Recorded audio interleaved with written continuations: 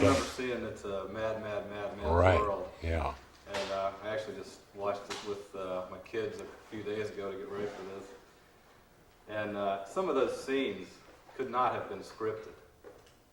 Believe it or not, all those scenes were scripted. The only line, to my knowledge, that wasn't scripted, it was so well written and worked. Stand by. That okay. Only when I'm asking the question. Oh, If he's talking, don't take a picture. Okay. As a matter of fact, just forget it. Just forget the camera right now. Go ahead.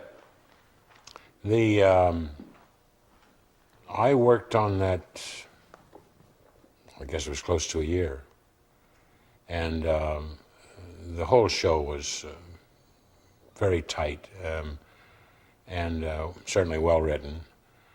Stanley Kramer is no longer with us, was the director, is a great guy, and it literally opened a huge door for me, and my whole career blossomed. It was like, I guess, Gable being, #1 at MGM and doing an incredible amount of movies until he did Gone with the Wind, which really skyrocketed him past anything he almost ever did. I felt the same thing with doing Mad World. The only line that I had, which was really ad-libbed, was with Dick Shawn when we're looking for the treasure at the 29 Palm scene. It was under the palm trees. And we're down there in the pit digging. And Dick kept saying, "Look, baby, I'm telling you, man, we're getting close. Don't just, lean on your shovel. Let's move it, baby." And I turned to him for some reason or other, and I said, "Hey, man, stop calling me baby." And that was the only kind of funky ad-lib that we had. And they put that in. Yeah. Yeah, that was good. What was it like working with, more than a dozen greats in that movie? Well, you're talking about Tracy, #1, Dick Shawn, who was, to me, and was always a great talent. I think it was a great loss that, for the most part, the people, the nation, didn't really get to see that much of him. He was just such a gifted performer.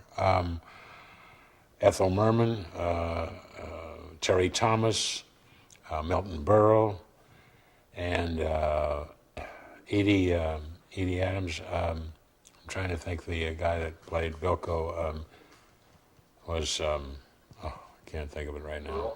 No, Bill Silvers, yeah. And that's just to name, Paul Ford was in this picture. Buster Keaton was in. They had an endless amount of people in it. So it was probably, it goes without saying, the biggest picture. And I still get people coming up and saying, from several generations, you played the truck driver. What'd you do in the gas station? And we did that, by the way, in one take. It had to work that way.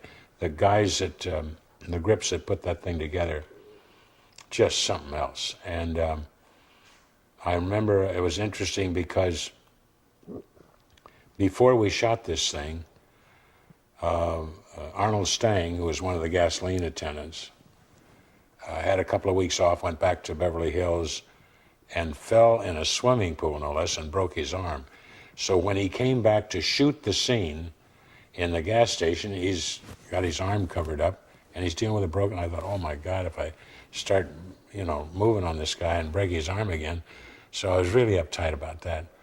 But nothing happened, thank God, and we did the scene. But that thing in that gas station where we really go berserk was whatever aggression I had or whatever memories of getting beaten up or bullies or the war or anything else really came out.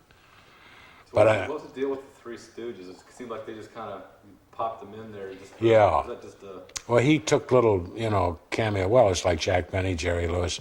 They popped them in here and there, so it made a cast of, when you say thousands, it seemed like that, certainly. And what about Tracy? I read something recently that he didn't really go by the script too much.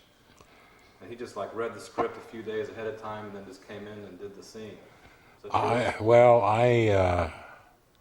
can't really say. I think Tracy, about that time, if you looked at Tracy, he had aged considerably. I think after that he went to the Guess Who's Coming to Dinner and maybe it was Judgment at Nuremberg. Only a couple more pictures and he was gone. He was having a lot of problems, I can tell you that. And I can't really answer for him. I wouldn't want to in any way put him down. And Stanley Kramer, the director, was just loved, Spence, and so I wouldn't want to endanger that remark ever.